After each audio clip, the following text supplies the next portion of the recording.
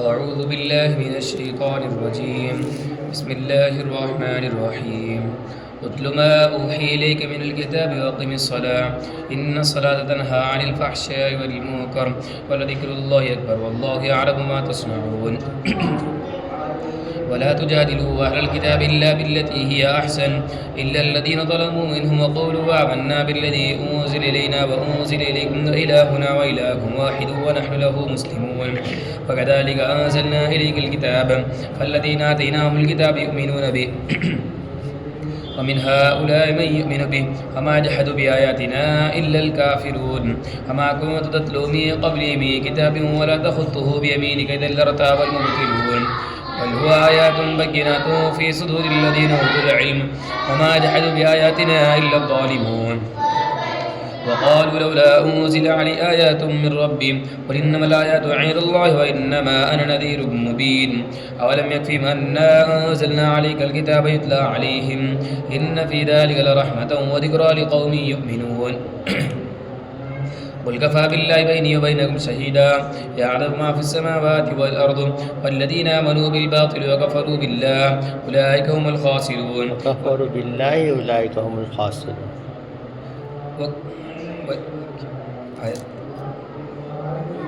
والذين آمنوا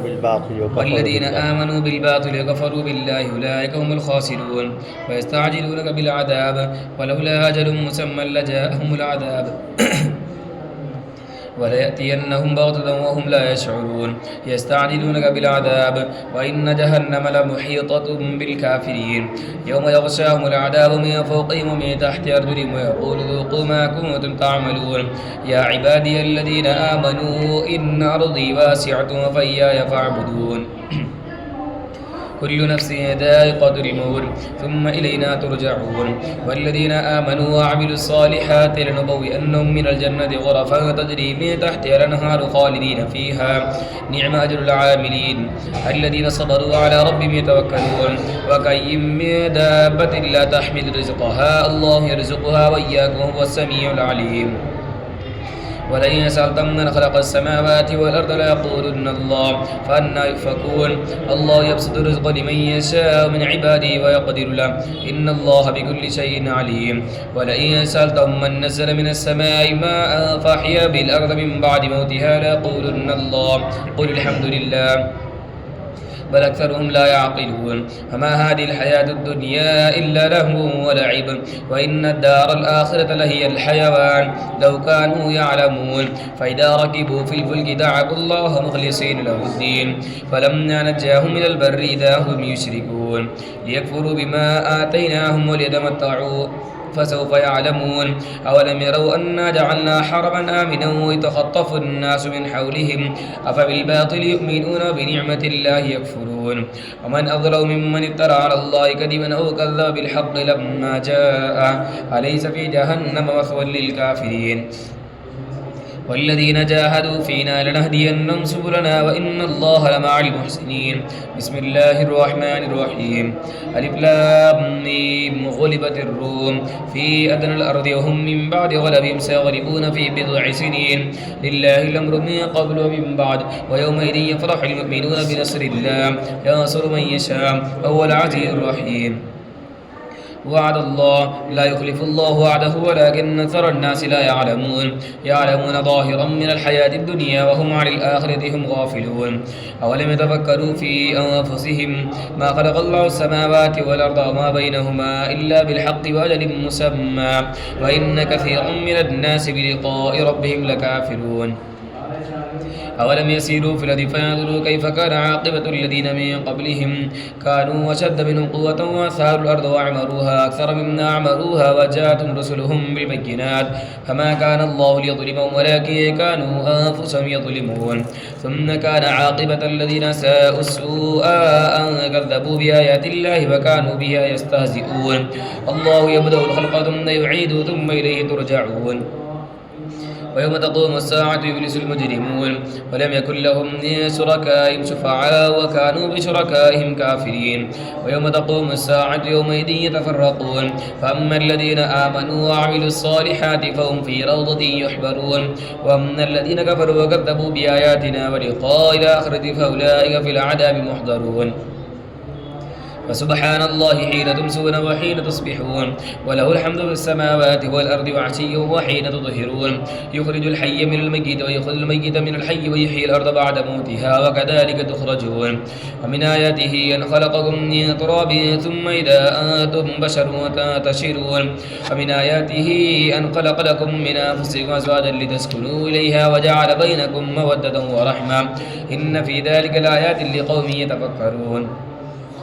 ومن آياته خلق السماوات والأرض واختلاف ألسنتكم وألوانكم إن في ذلك لآيات للعالمين ومن آياته منامكم بالليل والنهار ابتغاءكم من فضله إن في ذلك لآيات لقوم يسمعون ومن آياته يريكم البرق خوفا وطمعا وينزل من السماء ماء فيحيي بالأرض بعد موتها إن في ذلك لآيات لقوم يعقلون ومن آياته أن تقوم السماء والأرض بأمره ثم إذا دعاكم دعوة من الأرض إذا أنتم تخرجون وله ما في السماوات والأرض كل له قانتون هو الذي يبدأ الخلق ثم يعيده ثم إليه ترجعون ويوم تقوم الساعة يبلس المجرمون ولم يكن لهم من شركائهم شفعاء وكانوا بشركائهم ويوم تقوم الساعة يقسم ومن المجرمون آياته أن تقوم الساعة ومن آياته أن تقوم السماء والأرض بأمره ثم إذا دعاكم دعوة من الأرض إذا أنتم تخرجون وله ما في السماوات والأرض كل له قانتون هو الذي يبدأ الخلق ثم يعيده وهو أهون عليم وله المثل الأعلى في السماوات والأرض وهو العزيز الحكيم ضرب لكم مثلا من أنفسكم هل لكم مما ملكت أيمانكم من شركاء فيما رزقناكم فأنتم فيه سواء تخافونهم كخيفتكم أنفسكم كذلك نفسر الآيات لقوم يعقلون بل اتبع الذين ظلموا أهواءهم بغير علم ومن يهدي من ضل الله وما لهم من ناصرين فأقم وجهك للدين حنيفا فطرة الله التي فطر الناس عليها لا تبديل لخلق الله ذلك الدين القيم ولكن أكثر الناس لا يعلمون منيبين إليه واتقوه وأقيموا الصلاة ولا تكونوا من المشركين من الذين فرقوا دينهم وكانوا شيعا كل حزب بما لديهم فرحون وإذا مس الناس ضر دعوا ربهم منيبين إليه ثم إذا ذاقهم منه رحمة إذا فريق منهم بربهم يشركون ليكفروا بما آتيناهم فتمتعوا فسوف تعلمون أما أنزلنا عليهم سلطانا فهو يتكلم بما كانوا به يشركون وإذا ذكر الناس رحمة فرحوا بها وإن تصبهم سيئة بما قدمت أيديهم إذا هم يقنطون أولم يروا أن الله يبسط الرزق لمن يشاء ويقدر إن في ذلك لآيات لقوم يؤمنون فآت ذا القربى حقه والمسكين وابن السبيل ذلك خير للذين يريدون وجه الله وأولئك هم المضعفون الله الذي خلقكم ثم رزقكم فآت ذا القربى حقه والمسكين فآت ذا القربى حقه والمسكين وابن السبيل ذلك خير للذين يريدون وجه الله وأولئك هم المضعفون وأولئك هم المفلحون وأولئك هم المفلحون الله الذي وما آتيتم من ربا ليربو وما آتيتم من ربا ليربو في أموال الناس فلا يربو عند الله وما آتيتم من زكاة تريدون وجه الله فأولئك هم المضعفون الله الذي خلقكم ثم رزقكم ثم يميتكم ثم يحييكم هل من شركائكم من يفعل من ذلكم من شيء سبحانه وتعالى عما يشركون ظهر الفساد في البر والبحر بما كسبت أيدي الناس ليذيقهم بعض الذي عملوا لعلهم يرجعون قل سيروا في الأرض فانظروا كيف كان عاقبة الذين من قبل كان أكثرهم مشرقين فأقم وجهك للدين القيم من قبل أن يأتيهم لا مرد له من الله يومئذ يصدعون ما كفر فعليه كفرهم ومن عمل صالحا فلأنفسهم يمهدون ليجزي الذين آمنوا وعملوا الصالحات من فضله إنه لا يحب الكافرين ومن آياته أن يرسل الرياح مبشرات وليذيقكم من رحمته ولتجري الفلك بأمره ولتبتغوا من فضله ولعلكم تشكرون ولقد أرسلنا من قبلك رسلا إلى قوم فجاءوهم بالبينات فانتقمنا من الذين أجرموا وكان حقا علينا نصر المؤمنين الله الذي يرسل الرياح فتثير سحابا فيبسطه في السماء كيف يشاء ويجعله كسفا فترى الودق يخرج من خلاله فإذا أصاب به من يشاء من عباده إذا هم يستبشرون وإن كانوا من قبل أن ينزل عليهم من قبله لمبلسين فانظر إلى آثار رحمة الله كيف يحيي الأرض بعد موتها إن ذلك لمحيي الموتى وهو على كل شيء قدير ولئن أرسلنا ريحا فرأوه مصفرا لظلوا من بعده يكفرون فإنك لا تسمع الموتى ولا تسمع السم والدعاء إذا ولوا مدبرين وما أنت بهادي العمي عن ضلالتهم إن تسمع إلا من يؤمن بآياتنا فهم مسلمون الله الذي خلقكم من ضعف ثم جعل من بعد ضعف قوة ثم جعل من بعد قوة ضعفا وشيبا يخلق ما يشاء وهو العليم القدير ويوم تقوم الساعة يقسم المجرمون ما لبثوا غير ساعة كذلك كانوا يؤفكون وقال الذين أوتوا العلم والإيمان لقد لبثتم في كتاب وقال الذين أوتوا العلم والإيمان لقد لبثتم في كتاب الله إلى يوم البعث فهذا يوم البعث ولكنكم كنتم لا تعلمون فيومئذ لا ينفع الذين ظلموا معذرتهم ولا هم يستعتبون ولقد ضربنا للناس في هذا القرآن من كل مثل ولئن جئتهم بآية ليقولن الذين كفروا إن أنتم إلا مبطلون كذلك يطبع الله على قلوب الذين لا يعلمون فاصبر إن وعد الله حق ولا يستخفنك الذين لا يوقنون بسم الله الرحمن الرحيم ألف لام ميم تلك آيات الكتاب الحكيم هدى ورحمة للمحسنين الذين يقيمون الصلاة ويؤتون الزكاة وهم بالآخرة هم يوقنون أولئك على هدى من ربهم أولئك هم المفلحون ومن الناس من يشتري لهو الحديث ليضل عن سبيل الله بغير علم واتخذها هزوا أولئك في ضلال مبين وإذا تتلى عليه آياتنا ولى مستكبرا كأن لم يسمعها كأن في أذنيه وقرا فبشره بعذاب أليم إن الذين آمنوا وعملوا الصالحات لهم جنات النعيم خالدين فيها وعد الله حقا وهو العزيز الحكيم خلق السماوات بغير عمد ترونها والقى في الأرض رواسي أن تميد بكم وبث فيها من كل دابة وأنزلنا من السماء ماء فأنبتنا فيها من كل زوج كريم هذا خلق الله فاروني ماذا خلق الذين من دونه بل الظالمون في ضلال مبين ولقد آتينا لقمان الحكمة أن يشكر لله ومن يشكر فإنما يشكر لنفسه وما كفر فإن الله غني حميد وإذ قال لقمان لابنه وهو يعظه يا بني لا تشرك بالله إن الشرك لظلم عظيم ووصينا الإنسان بوالديه حملته أمه وهنا على وهن وفصاله في عامين أن اشكر لي ولوالديه إلي المصير وإن جاهداك على أن تشرك بي ما ليس لك به علم فلا تطيعهما وصاحبهما في الدنيا معروفا واتبع سبيل من أناب إلي ثم إلي مرجعكم فأنبئكم بما كنتم تعملون يا بني إنها إن تك مثقال حبة من خردل فتكون في صخرة أو في السماوات أو في الأرض يأتي بها الله إن الله لطيف خبير يا بني أقم الصلاة وأمر بالمعروف وانهى عن المنكر واصبر على ما أصابك إن ذلك من عزم الأمور ولا تسعر خدك للناس ولا تمشي في الأرض مرحا إن الله لا يحب كل مختال فخور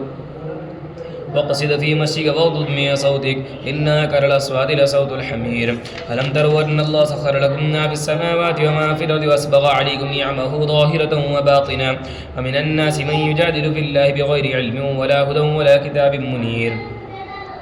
وإذا قيل لهم اتبعوا ما أنزل الله قالوا بل نتبع ما وجدنا عليه آباءنا أولو كان الشيطان يدعوهم إلى عذاب السعير ومن يسلم وجهه إلى الله وهو محسن فقد استمسك بالعروة الوثقى وإلى الله عاقبة الأمور ومن كفر فلا يحزنك كفر إلينا مرجع فننبئهم بما عملوا إن الله عليم بذات الصدور نمتعهم قليلا ثم نضطرهم إلى عذاب غليظ ولئن سألتم من خلق السماوات والأرض ليقولن الله قل الحمد لله بل أكثرهم لا يعلمون لله ما في السماوات والأرض إن الله هو الغني الحميد ولو أن ما في الأرض من شجرة أقدام والبحر يمده من بعد 7 أبحر ما نفدت كلمات الله إن الله عزيز حكيم ما خلقكم ولا بعثكم إلا كنفس واحدة إن الله سميع بصير ألم تر أن الله يولج الليل في النهار ويولج النار في الليل وسخر الشمس والقمر كل يجري إلى أجل مسمى وأن الله بما تعملون خبير ذلك بأن الله هو الحق وأن ما دعون من دونه الباطل وأن الله هو العلي الكبير ألم تر أن الفلك تجري في البحر بنعمة الله ليريكم من آياته إن في ذلك لآيات لكل صبار شكور وإذا غشيهم موج كالظلل دعوا الله مخلصين له الدين فلما نجاهم إلى البر فمنهم مقتصد وما جحدوا بآياتنا إلا كل ختار كفور يا أيها الناس اتقوا ربكم واخشوا يوما لا يجزي والد عن ولده ولا مولود هو جاز عن والده شيئا إن وعد الله حق فلا تغرنكم الحياة الدنيا ولا يغرنكم بالله الغرور إن الله عنده علم الساعة وينزل الغيث ويعلم ما في الأرحام وما تدري نفس ماذا تكسب غدا وما تدري نفس بأي أرض تموت إن الله عليم خبير بسم الله الرحمن الرحيم ألف لام ميم تنزيل الكتاب لا ريب فيه من رب العالمين أم يقولون افتراه بل هو الحق من ربك لتنذر قوما ما أتاهم من نذير من قبلك لعلهم يهتدون الله الذي خلق السماوات والأرض وما بينهما في 6 أيام ثم استوى على العرش ما لكم من دونه من ولي ولا شفيع فلا تتذكرون يدبر الأمر من السماء إلى الأرض ثم يعرج إليه في يوم كان مقداره 1000 سنة مما تعدون ذلك عالم الغيب والشهادة العزيز الرحيم الذي أحسن كل شيء خلقه وبدأ خلق الإنسان من طين ثم جعل نسله من سلالة من ماء مهين ثم سواه ونفخ فيه من روحه وجعل لكم السمع والأبصار والأفئدة قليلا ما تشكرون وقالوا أئذا ضللنا في الأرض أئنا لفي خلق جديد بل هم بلقاء ربهم كافرون قل يتوفاكم ملك الموت الذي وكل بكم ثم إلى ربكم ترجعون ولو ترى إذ المجرمون ناكسوا رؤوسهم عند ربهم ربنا أبصرنا وسمعنا فارجعنا نعمل صالحا إنا موقنون ولو شئنا لآتينا كل نفس هداها ولكن حق القول مني لأملأن جهنم من الجنة والناس أجمعين فذوقوا بما نسيتم لقاء يومكم هذا إنا نسيناكم وذوقوا عذاب الخلد بما كنتم تعملون إنما يؤمن بآياتنا الذين إذا ذكروا بها خروا سجدا وسبحوا بحمد ربهم وهم لا يستكبرون تتجافى جنوبهم عن المضاجع يدعون ربهم خوفا وطمعا ومما رزقناهم ينفقون فلا تعلم نفس ما أخفي لهم من قرة أعين جزاء بما كانوا يعملون أفمن كان مؤمنا كما كان فاسقا لا يستوون أما الذين آمنوا وعملوا الصالحات فلهم جنات المأوى نزلا بما كانوا يعملون وأما الذين فسقوا فمأواهم النار كلما أرادوا أن يخرجوا منها أعيدوا فيها وقيل لهم ذوقوا عذاب النار الذي كنتم به تكذبون ولنذيقنهم من العذاب الأدنى دون العذاب الأكبر لعلهم يرجعون ومن أظلم مما ذكر بآيات ربه ثم أعرض عنها إنا من المجرمين منتقمون ولقد آتينا موسى الكتاب فلا تكن في مرية من لقائه وجعلناه هدى لبني إسرائيل وجعلنا منهم أئمة يهدون بأمرنا لما صبروا وكانوا بآياتنا يوقنون إن ربك هو يفصل بينهم يوم القيامة فيما كانوا فيه يختلفون أولم يهد لهم كما أهلكنا من قبلهم من القرون يمشون في مساكنهم إن في ذلك لآيات فلا يسمعون أولم يروا أنا نسوق الماء إلى الأرض الجرز فنخرج به زرعا تأكل منه نعامهم وأنفسهم أفلا يبصرون ويقولون متى هذا الفتح إن كنتم صادقين واليوم الفتح لا ينفع الذين كفروا إيمانهم ولا هم ينذرون فأعرض عنهم ما تضر إنهم منتظرون بسم الله الرحمن الرحيم يا أيها النبي اتق الله ولا تطع الكافرين والمنافقين إن الله كان عليما حكيما واتبع ما يوحى إليك من ربك إن الله كان بما تعملون خبيرا وتوكل على الله وكفى بالله وكيلا ما جعل الله لرجل من قلبين في جوفه وما جعل أزواجكم اللائي تظاهرون منهن أمهاتكم وما جعل أدعياكم أبناءكم ذلكم قولكم بأفواهكم والله يقول الحق وهو يهدي السبيل ودعوهم لآبائهم هو أقسط عند الله فإن لم تعلموا آباءهم فإخوانكم في الدين ومواليكم وليس عليكم جناح فيما أخطأتم به ولكن ما تعمدت قلوبكم وكان الله غفورا رحيما. النبي أولى بالمؤمنين من أنفسهم وأزواجه أمهاتهم وأولو الأرحام بعضهم أولى ببعض في كتاب الله من المؤمنين والمهاجرين إلا أن تفعلوا إلى أوليائكم معروفا كان ذلك في الكتاب مسطورا. وإذا أخذنا من النبيين ميثاقهم وميثاق من نوح وإبراهيم وموسى وعيسى بن مريم وأخذنا منهم ميثاقا غليظا ليسأل الصادقين عن صدق وأعد للكافرين عذابا أليما. يا أيها الذين آمنوا اذكروا نعمة الله عليكم إذ جاءتكم جنود فأرسلنا عليهم ريحا وجنودا لم تروها وكان الله بما تعملون بصيرا. إذ جاءوكم من فوقكم ومن أسفل منكم وإذ زاغت الأبصار وبلغت القلوب الحناجر وتظنون بالله الظنونا هنالك ابتلي المؤمنون وزلزلوا زلزالا شديدا. وإذ يقول المنافقون والذين في قلوبهم مرض ما وعدنا الله ورسوله إلا غرورا. وإذ قالت طائفة منهم يا أهل يثرب لا مقام لكم فارجعوا ويستأذن فريق منهم النبي يقولون إن بيوتنا عورة وما هي بعورة إن يريدون إلا فرارا ولو دخلت عليهم من أقطارها ثم سئلوا الفتنة لآتوها وما تلبثوا بها إلا يسيرا. ولقد كانوا عاهدوا الله من قبل لا يولون الأدبار وكان عهد الله مسؤولا. قل لن ينفعكم الفرار إن فررتم من الموت بالقتل وإذا لا تمتعون إلا قليلا. قل ماذا الذي يعصمكم من الله إن أراد بكم سوءا وأراد بكم رحمة ولا يجدون لهم من دون الله وليا ولا نصيرا. قد يعلم الله المعوقين منكم والقائلين لإخوانهم هلم إلينا ولا يأتون البأس إلا قليلا. أشحة عليكم فإذا جاء الخوف رأيتهم ينظرون إليك تدور أعينهم كالذي يغشى عليهم من الموت فإذا ذهب الخوف سلقوكم بألسنة حداد نسحة على الخير أولئك لم يؤمنوا فأحبط الله أعمالهم وكان ذلك على الله يسيرا. يحسبون الأحزاب لم يذهبوا وإن يأتي الأحزاب يودوا لو أنهم دادون في الأعراب يسألون عن أنبائكم ولو كانوا فيكم ما قاتلوا إلا قليلا. لقد كان لكم في رسول الله أسوة حسنة لمن كان يرجو الله واليوم الآخر وذكر الله كثيرا. ولما رأى المؤمنون الأحزاب قالوا هذا ما وعدنا الله ولما رأى المؤمنون الأحزاب قالوا هذا ما وعدنا الله ورسوله وصدق الله ورسوله وما زادهم إلا إيمانا وتسليما. من المؤمنين رجال صدقوا ما عاهدوا الله عليهم فمنهم من قضى نحبه ومنهم من ينتظر وما بدلوا تبديلا. ليجزي الله الصادقين بصدقهم ويعذب المنافقين إن شاء أو يتوب عليهم إن الله كان غفورا رحيما. ورد الله الذين كفروا بغيظهم لم ينالوا خيرا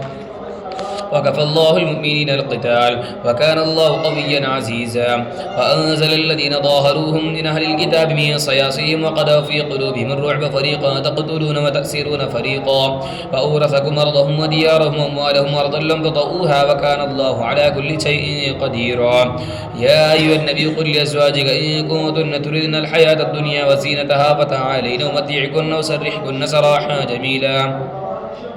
وإن كنتن تردن الله ورسوله والدار الآخرة فإن الله أعد للمحسنات منكن أجرا عظيما. يا نساء النبي من يأت منكن بفاحشة مبينة يضاعف لها العذاب ضعفين وكان ذلك على الله يسيرا.